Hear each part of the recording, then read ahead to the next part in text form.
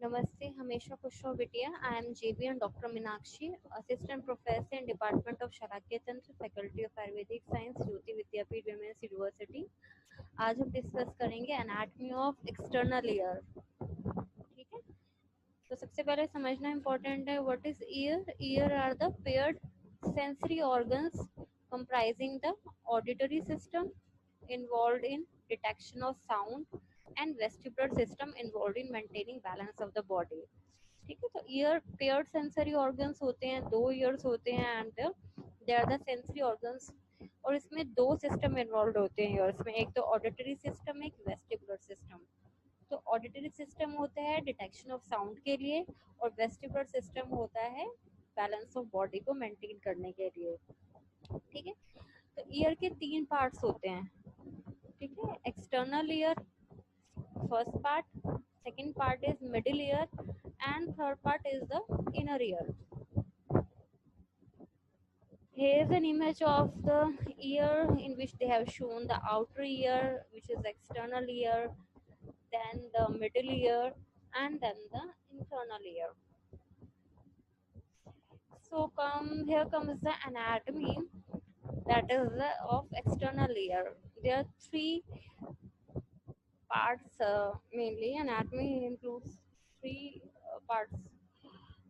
Auricle, which is also known as the pinna, external acoustic canal, which is also known as the external auditory canal, and third is the tympanic membrane. What is pinna or auricle?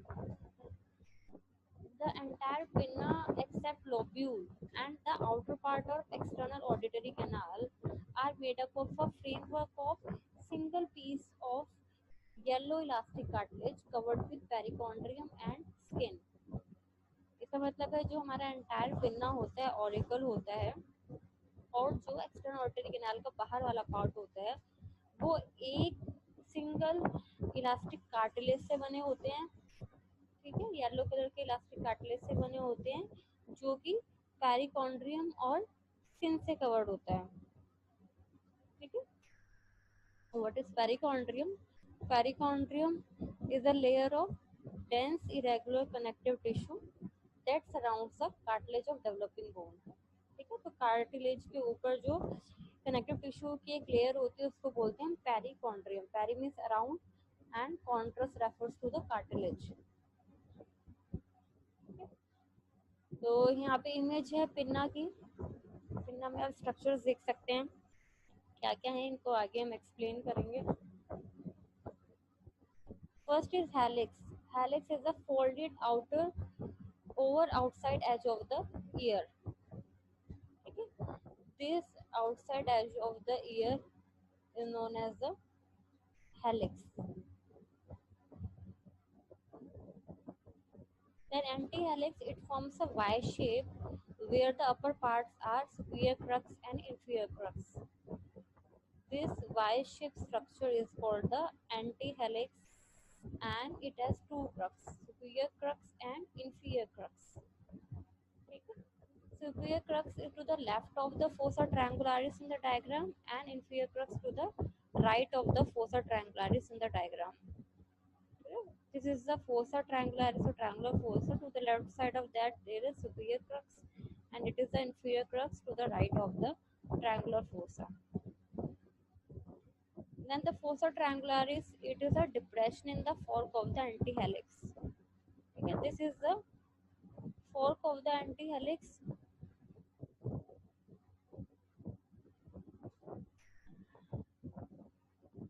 This is the fork of the antihelix and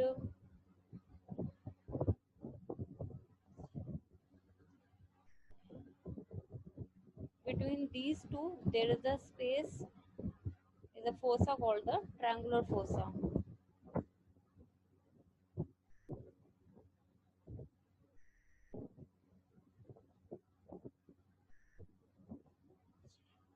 Then next is the scapha. It is a depression or groove between the helix and antihelix.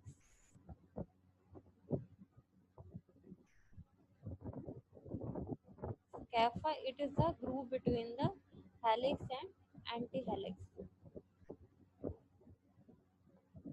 Then Darwin's tubercle. It is a tubercle which is sometimes present lying in the descending part of the helix. Okay? There is a Darwin tubercle sometimes present on the. This is a descending part of helix. It is present over there. Then tragus. It is the prominence of the external layer in front of and partly closing the passage to the organ of hearing. It is the prominence of the external layer. Okay, it closes the passage of the organ of hearing. When you press it, then no sound will be transferred to the external auditory canal.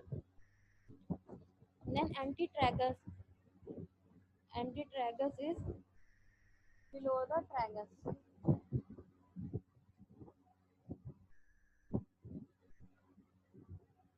This is the antitragus. Okay, below the tragus.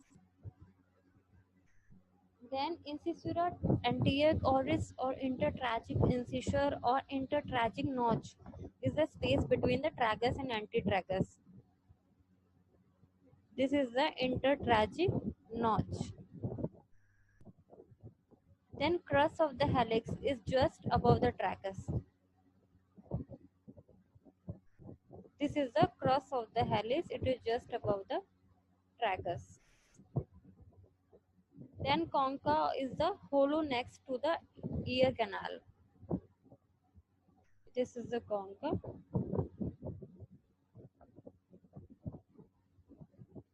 Then incisura terminalis. It is a gap between the superior part of tragus and root of helix, which is devoid of cartilage, having only fibrous tissue. Endoral approach incision is made on this area, will not cut through the cartilage in surgery of external aortic canal on mastoid. ठीक है, तो superior part of tragus और ये root of helix में यहाँ पे होता है इंसिसुरा टर्मिनालिस. ठीक है, तो एंडोरल अप्रोच अगर हम सर्जरी करनी होती है तो हम इंसिजन यहाँ पे यूजुअली इंसिजन लगाते हैं जब हमें एक्सटर्नल ऑडिटरी कैनाल और मेस्टोइड की सर्जरी करनी होती है. ठीक है, ये यहाँ पे कार्टिलेज प्रेजेंट नहीं होता एट द इंसिसुरा टर्मिनालिस. ठीक है, इसका आगे का पोर्शन हम नेक्स्ट सेशन में कवर करेंगे. Thank you so much. This session is powered by digital version 2.0 Jyoti Vidyapeeth women's university. I hope you are satisfied with my digital session. If you have any query, please mention in the comment box. I will resolve it soon. Thank you so much. Namaste. Hamesha खुश रहो बिटिया. I am JV and Dr. Minakshi, Assistant Professor in Department of Shalakya Tantra, Faculty of Ayurvedic Science, Jyoti Vidyapeeth Women's University. आज हम discuss करेंगे the anatomy of external ear. ठीक है, इसने कहा था कि उसके भी 3 इसमें पार्ट्स होते हैं. First is pinna, second is external auditory canal, third one is the tympanic membrane. तो पिन्ना हम डिस्कस कर चुके हैं प्रीवियस सेशन में. इस सेशन में डिस्कस करेंगे एक्सटर्नल ऑडिटरी कैनाल. ठीक है, ये कहाँ से कहाँ तक एक्सटेंड करती है? It extends from the bottom of concha to the tympanic membrane. ठीक है, तो कॉन्का क्या बताया था हमने? What is concha? कॉन्का मैंने बताया था एक होलो स्पेस होता है एक्सटर्नल ऑडिटरी कैनाल के स्टार्ट होने से पहले, दैट इज कॉन्का. ठीक है, तो कॉन्का से लेकर हमारे टिम्पैनिक मेम्ब्रेन तक एक्सटेंड कर the external auditory canal. Then what is the length of the external auditory canal? ठीक है, length of external auditory canal is 24 mm. ठीक है, along the posterior wall इसकी लेंथ होती है 24 mm and it is not a straight tube. ठीक है, मुझे लगता है कि straight है but it is not a straight tube. इसमें 2 पार्ट्स होते हैं, एक कार्टिलेजिनस पार्ट होता है, बोनी पार्ट होता है. ठीक है, जो आउटर पार्ट होता है that is directed upwards, backwards and medially. ठीक है, जो बाहर का जो कार्टिलेजिनस पार्ट होता है वो उसकी डायरेक्शन अपवर्ड होती है, जो पीछे की तरफ होती है मीडियली होती है, और इनर पार्ट जो बोनी पार्ट है उसकी डायरेक्शन होती है डाउनवर्ड, फॉरवर्ड एंड मीडियली।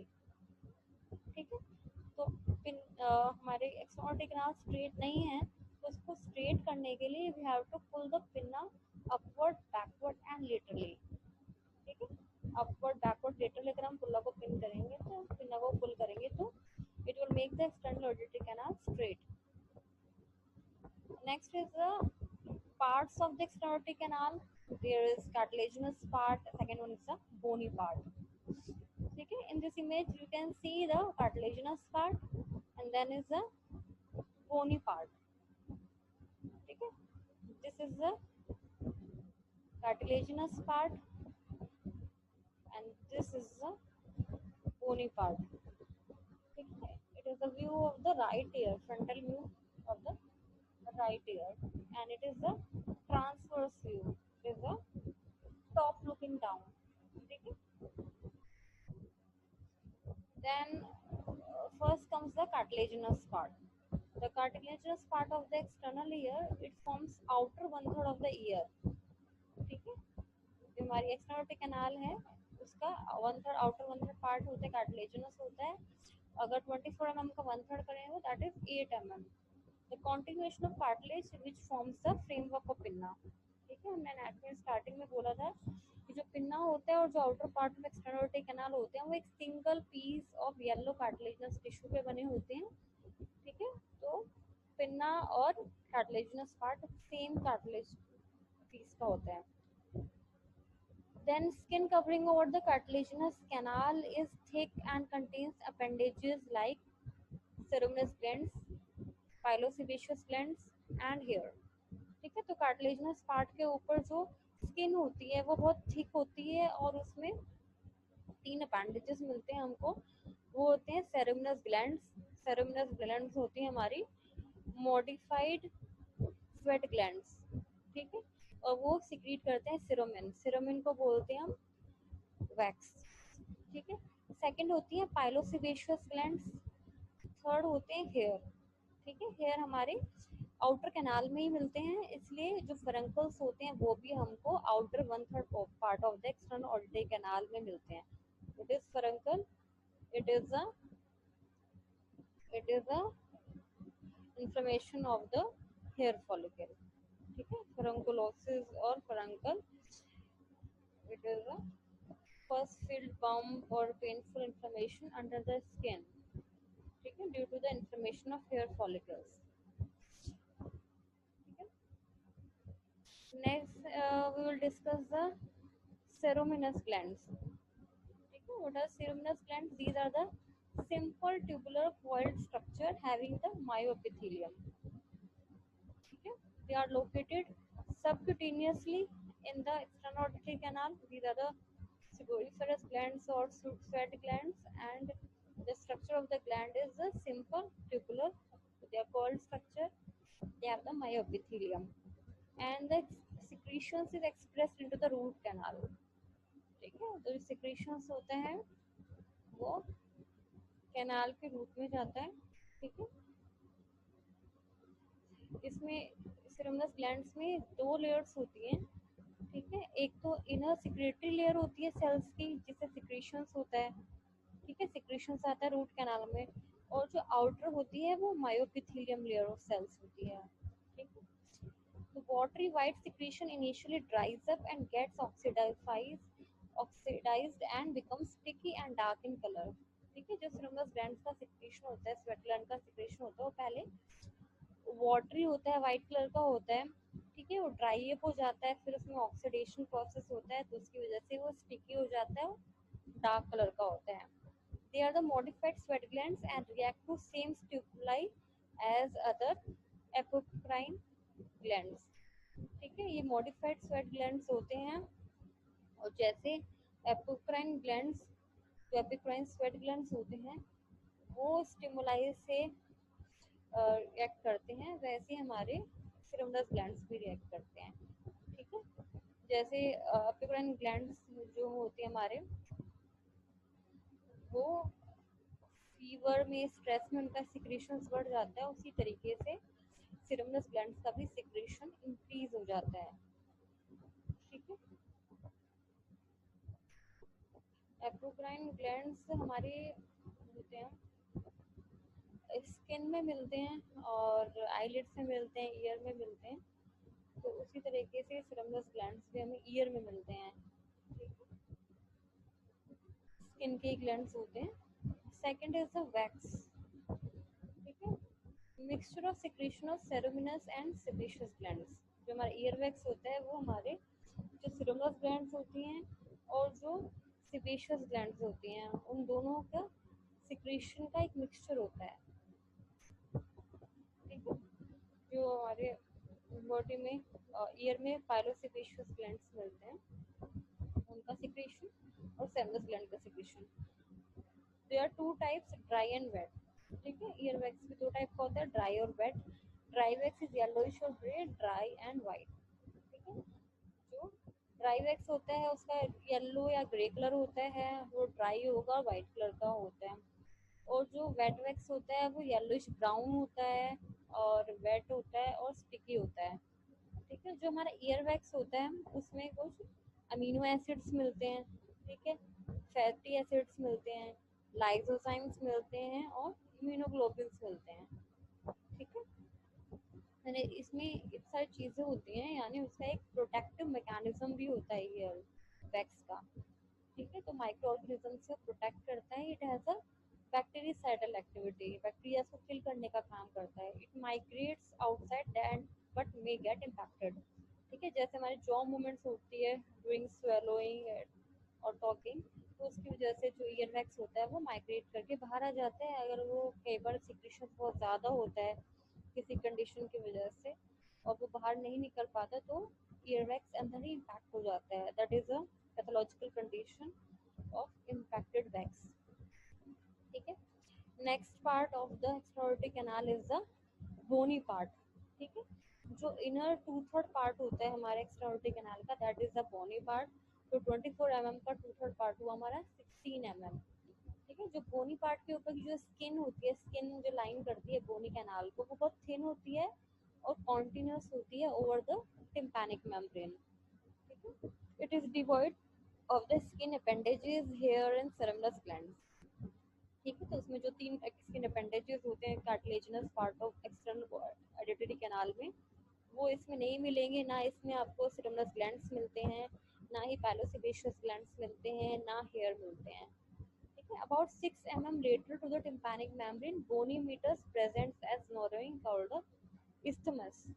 ठीक है, तो isthmus एक बहुत नैरो पार्ट होता है एक्सटर्नोलरी कैनाल का, जो नैरोस्ट पार्ट है एयर कैनाल का, उसको बोलते हैं isthmus। ठीक है, जहाँ पे हमारे कार्टिलेजिनस पार्ट और बोनी बोनी पार्ट मिलता है, उसके ऑलमोस्ट जंक्शन पे ही एक नैरोस्ट पार्ट मिलता है। ठीक है, अगर बहुत एक्यूरेटली बोलें तो फिर टिम्पैनिक मेम्ब्रेन से 6 mm के डिस्टेंस पे।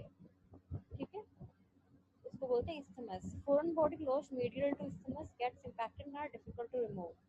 ठीक है, तो अगर isthmus में कोई फॉरेन बॉडी जाके लॉज हो जाती है तो उसको रिमूव करना बहुत डिफिकल्ट होता है, क्योंकि isthmus is the narrowest part of the ear canal. ठीक है, और अगर लेमन में इसको बोलते हैं junction of the, it is found at a junction of the bony cartilaginous part. ठीक है, it is the narrowest part of external canal. ठीक है, नेक्स्ट सेशन में हम डिस्कस करेंगे the rest part of the external auditory canal, that is a tympanic meridian. Okay, so thank you so much. This session is powered by digital version 2.0 Jyoti Vidyapeeth Women's University. I hope you are satisfied with my digital session. If you have any query, please mention in the comment box. I will resolve it soon. Thank you so much. नमस्ते, हमेशा खुश रहो बिटिया। I am doctor Meenakshi, Assistant Professor in Department of Shalakya Tantra, Faculty of Ayurvedic Science, Jyoti Vidyapeeth Women's University. So इस session में हम discuss करेंगे the rest part of the anatomy of external ear, part 3. In part 1 we discussed the pinna, in part 2 we discussed the external auditory canal, and in this third part we discuss the third part of the external ear, that is the tympanic membrane or the eardrum. ठीक है, अगर हम definition की बात करें तो what is tympanic membrane, ठीक है। Tympanic membrane is a Oval semi transparent pearly gray trilaminar membrane and separates the middle layer from the external layer, ठीक है। तो जो हमारी टिम्पैनिक मेम्ब्रेन होती है वो ओवल शेप की होती है, ठीक है, और सेमी ट्रांसपेरेंट होती है। उसके अगर हम ऑटोस्कोपी करें तो उसमें आपको पीछे की बोन्स आपको दिखाई देंगे, ठीक है। तो सेमी ट्रांसपेरेंट स्ट्रक्चर होता है और पर्ली ग्रे कलर की होगी, ठीक है। तो कलर कैसा होगा उसका, पर्ली ग्रे। और ट्राइलेमिनर मेम्ब्रेन होती है, यानी उसमें 3 लेयर्स प्रेजेंट होती हैं। ट्राइलेमिनाज होते हैं, 3 लेयर्स होती हैं। आउटर एपिथेलियल लेयर होती है, मिडिल फाइब्रस लेयर होती है और इनर म्यूकोजल लेयर होती है, ठीक है। और इसका काम क्या होता है टिम्पैनिक मेम्ब्रेन का, ये हमारे एक्सटर्नल लेयर को मिडिल लेयर से सेपरेट करती है, ठीक है। बात करते हैं मेजरमेंट्स की। मेजरमेंट्स का डायमीटर कितना है, ओवल शेप है तो यानी एक इसका डायमीटर होगा रफली, जो इसका डायमीटर अगर हम निकालें तो मैक्सिमम 9 to 10 mm का डायमीटर होता है और मिनिमम 8 to 9 mm डायमीटर होता है इसका, ठीक है। Then the position of the tympanic membrane, ठीक है। जो एक्सटर्नल टिम्पैनिक मेम्ब्रेन होती है वो हमारी जो एक्सटर्नल ऑडिटरी मीटर्स, उसके फ्लोर से हम देखें तो उससे 55 डिग्री का एंगल बनाते हुए प्लेस होती है, ठीक है। ऑब्लिकली प्लेस्ड होती है, ठीक है। 90 डिग्री पे नहीं होगी, ये 55 डिग्री पे होती है, ठीक है। और वो जो न्यूरम बॉन्ड होते हैं, न्यू बॉन्ड में जो टिम्पैनिक मेम्ब्रेन होती है, ईयर ड्रम होता है, वो हॉरिजॉन्टल होता है। Then comes the layers of tympanic membrane, जो हम बात कर रहे थे कि टिम्पैनिक मेम्ब्रेन ट्राइलैमिनर होती है, यानी 3 लैमिनास होते हैं। तो outer is the epithelial layer, middle is the fibrous layer and inner is the mucosal layer, ठीक है। जो आउटर एपिथेलियल लेयर होती है that is continuous with the skin lining the meatus, ठीक है। जो एक्सटर्नल ऑर्टरी कैनाल की जो स्किन होती है उसी के कॉन्टिन्यूअस में होती है आउटर एपिथेलियम लेयर। और जो मिडिल फाइब्रस लेयर होती है that encloses the handle of malleus, ठीक है। मिडिल ईयर में 3 बोन्स होती है, मेलियस, इंकस, टेप्स, ठीक है। उसका जो मेलियस जो बोन है उसके हैंडल को एनक्लोज करने का काम करती है मिडिल फाइब्रस लेयर, ठीक है। फाइब्रस लेयर इसलिए बोलते हैं क्योंकि इसमें फाइबर्स मिलते हैं, ठीक है। फाइबर्स में फाइबर्स भी 3 टाइप के मिलते हैं इसमें, रेडियल, सर्कुलर और पैराबोलिक, ठीक है। और जो हमारी पार्स फ्लैसिडा, आगे हम पढ़ेंगे टिम्पैनिक मेम्ब्रेन के 2 पार्ट्स होते हैं, एक पास टेंसा और पास फ्लैसिडा। जो पास फ्लैसिडा वाला जो पार्ट होता है वो ऑर्गेनाइज नहीं होता, ठीक है। उसमें आपको सिंपली फाइब्रस लेयर्स मिलती है, उसमें 3 तरह के लेयर्स नहीं मिलते हैं, ठीक है।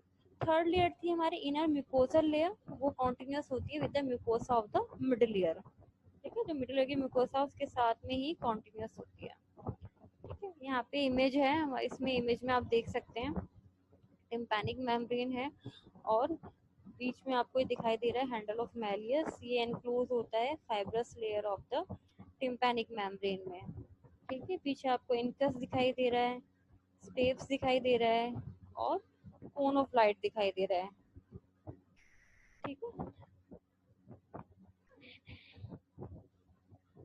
तो what is cone of light, cone of light is a light reflex, ठीक है। जब एग्जामिनेशन करते हैं टिम्पैनिक मेम्ब्रेन को विद ओटोस्कोप तो हमें एक लाइट रिफ्लेक्स दिखाई देता है, that is the cone of light, ठीक है। It is a shining light on the tympanic membrane, ठीक है। शाइनिंग लाइट होती है, इसकी वजह से कोन शेप की रिफ्लेक्शन मिलती है आपको एंटीरियर इंफीरियर क्वाड्रेंट में, ठीक है। फिर टिम्पैनिक मेम्ब्रेन के पार्ट्स, टिम्पैनिक मेम्ब्रेन 2 पार्ट्स होते हैं, पार्स टेंसा एंड पार्स फ्लैसिडा, ठीक है। पार्स फ्लैसिडा को हम बोलते हैं श्रैपनल्स membrane. The word is past tense. Past tense forms the most of tympanic membrane. Tympanic membrane का जो मैक्सिमम पार्ट होता है that is past tense, Periphery is thickened to form a fibrocartilaginous ring, annulus tympanicus, which fits in the tympanicus sulcus. ठीक है, तो जो हमारे इसकी पेरिफेरी होती है, पास्ट टेंस की जो ये पूरी पेरिफेरी है, ठीक है, ये एक एनुलस रिंग बनाते हैं, ठीक है, फाइब्रोकार्टिलेजिनस रिंग बनाते हैं, इसको बोलते हैं हम एनुलस टिम्पैनिकस, ठीक है, और ये टिम्पैनिकस सल्कस में फिट हो जाता है.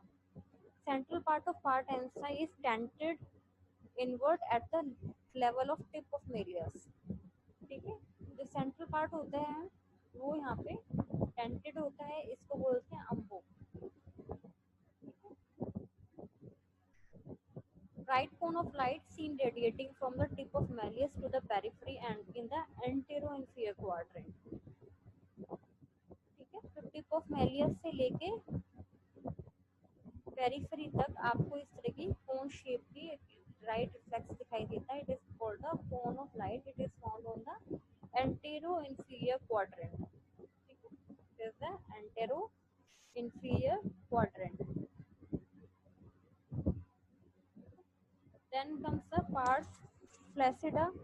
It is situated above the lateral process of malleus between the nodes of Rivinus and anterior and posterior malleolar fold. ठीक है, ये होते हैं हमारे anterior malleolar fold. This is the posterior malleolar fold. ठीक है, it is the notch of Rennes यहाँ पे. तो इनके बीच में जो एक आपको पार्ट ऑफ मेम्ब्रेन मिलेगा tympanic membrane, that is called the pars flaccida, ठीक है.